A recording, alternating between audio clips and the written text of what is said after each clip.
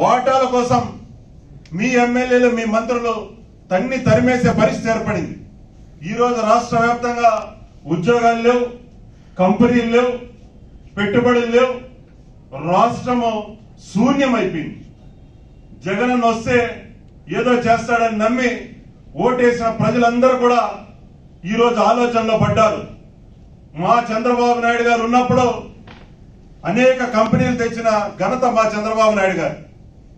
ఈరోజు మంత్రులు ఊరికే మా యువ నాయకుడు నారా లోకేష్ గారిని తిట్టడం, మా చంద్రబాబు నాయుడు గారిని తిట్టడం, మా చంద్రబాబు నాయుడు గారి కాళ్ళ దగ్గరున్న కుక్కలంతా కూడా ఈరోజు మాట్లాడుతున్నారు.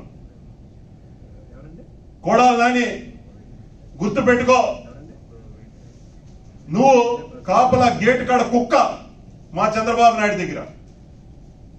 ఈరోజు మంత్రి పదవి ఎక్కడ సెకండ్ లిస్ట్ లో పోతుందని మా చంద్రబాబు నాయుడు గారిని, అదేవిధంగా మా యువ నాయకులు నారా లోకేష్ గారిని తిట్టడం మొదలు పెట్టావు.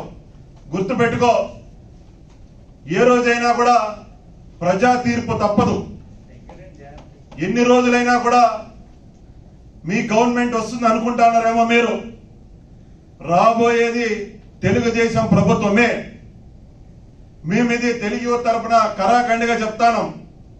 గుర్తుపెట్టుకోండి, మంత్రులంతా కూడా ఎమ్మెల్యేలు మేము అన్ని రాసి పెట్టుకుంటున్నాం.